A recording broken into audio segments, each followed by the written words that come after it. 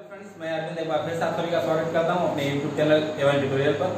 Friends, आज हम बात करने वाले हैं क्लास 10 साइंस फिजिक्स का फर्स्ट चैप्टर जिसका नाम है लाइट। इसके पहले वाले वीडियो में हमने उस पर कुछ टॉपिक्स पे बात की हुई है, जिसमें हम लाइट, कुछ ऑब्जेक्ट्स, दीप्त और अदीप्त वस्तुएं, medium of light, property of light और लॉ ऑफ रिफ्लेक्शन पे बात की थी। आज हम बात करने वाले मिरर पे यानी दर्पण पे। दर्पण किसे कहते हैं? दर्पण कांच के किसी खोखले गोले का कटा हुआ भाग होता है। दर्पण कांच के किसी खोखले गोले का कटा हुआ भाग होता है जिसका एक तल उभरा हुआ और दूसरा दबा हुआ होता है।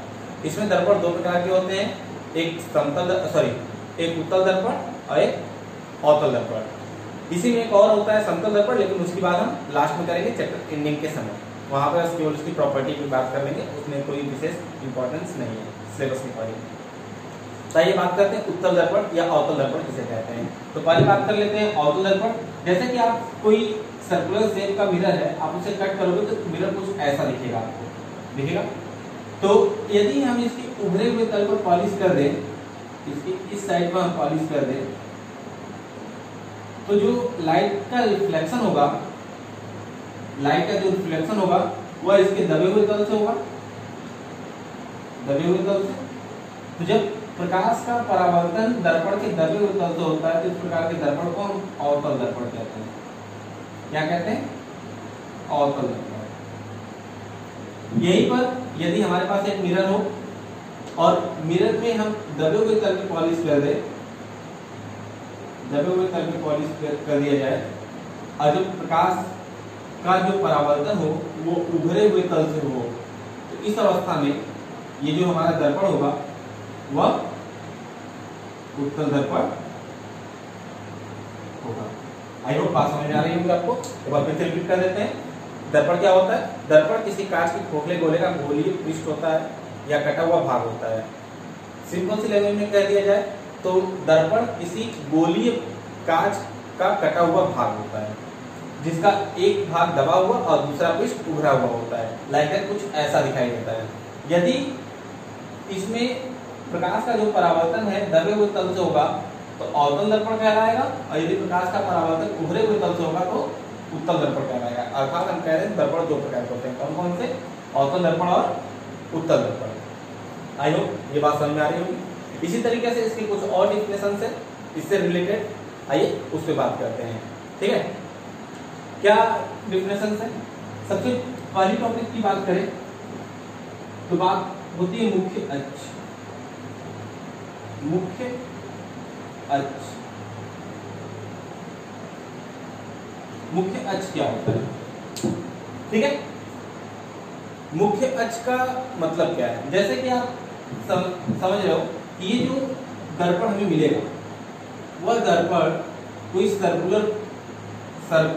सर्किल होगा, यानी कहें तो गोलीय पृष्ठ होगा।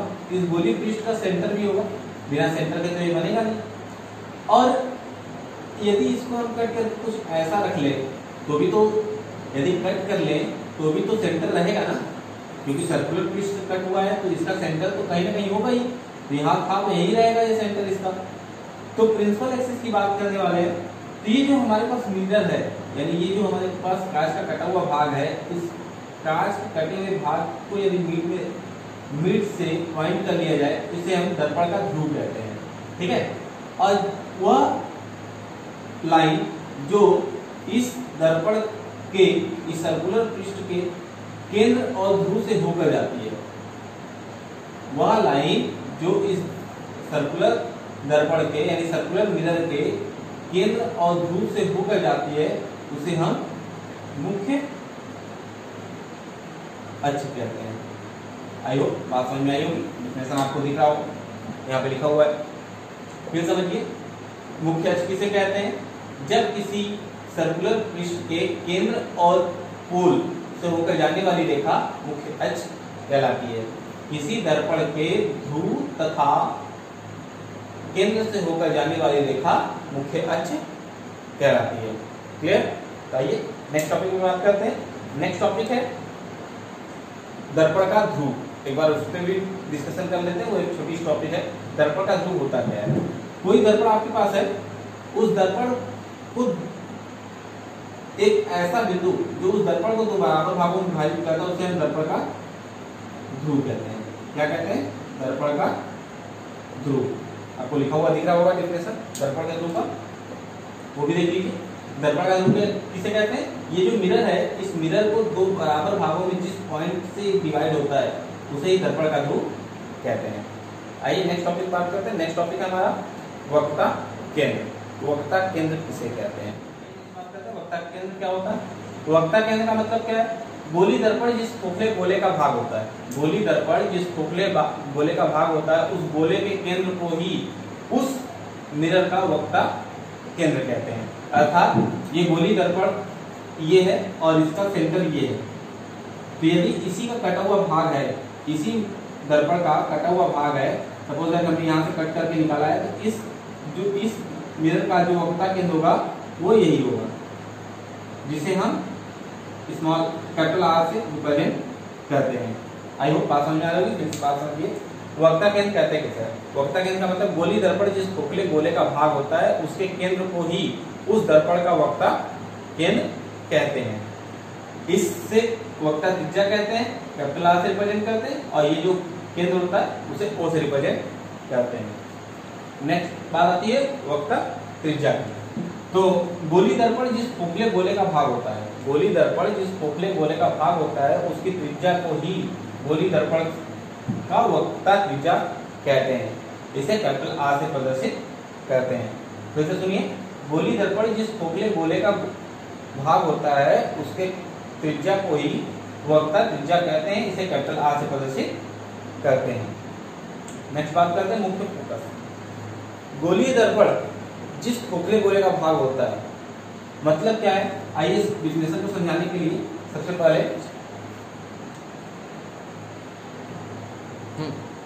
गोली दर्पण में हम मुख्य फोकस की बात करने वाले हैं। आइए मुख्य फोकस की डिफिनेशंस को जानते हैं।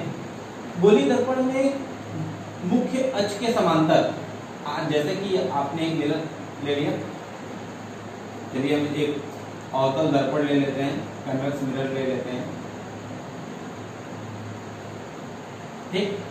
ये हमारा प्रिंसिपल एक्सिस है, यानी मुख्य अक्ष है। मुख्य अक्ष के समांतर आने वाली जो प्रकाश की किरणें हैं, मुख्य अक्ष के समांतर आने वाली जो भी प्रकाश की किरणें हैं, वह दर्पण से परावर्तन के पश्चात मुख्य अक्ष के जिस भी बिंदु पर, मुख्य अक्ष के जिस भी बिंदु पर मिलती हैं, मुख्य अक्ष के जिस भी बिंदु पर मिलती है उसे ही हम मुख्य फोकस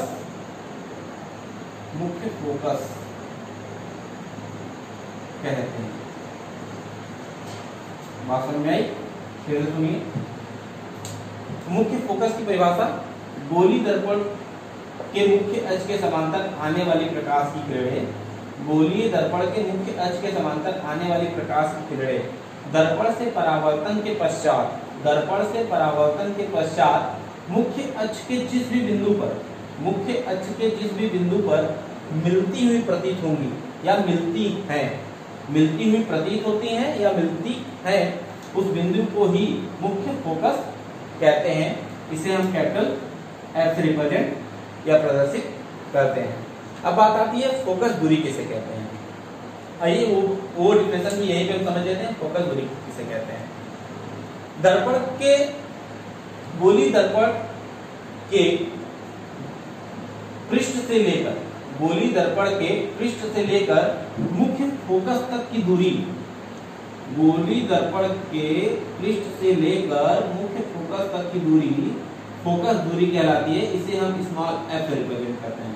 फिर तो सुनिए, बात कर रहे हैं लोग फोकस दूरी की। फोकस दूरी कहते हैं किसे? गोली दर्पण में आपने फोकस, मुख्य फोकस समझ लिया, इसी में गोली दर्पण में दर्पण के पृष्ठ से, गोली दर्पण में दर्पण के पृष्ठ से फोकस तक की दूरी फोकस दूरी कहलाती है। इसे स्मॉल एफ से प्रदर्शित करते हैं। ठीक, इतनी बात क्लियर? कोई डाउट नहीं? ठीक, नेक्स्ट टॉपिक आती है फोकस तल।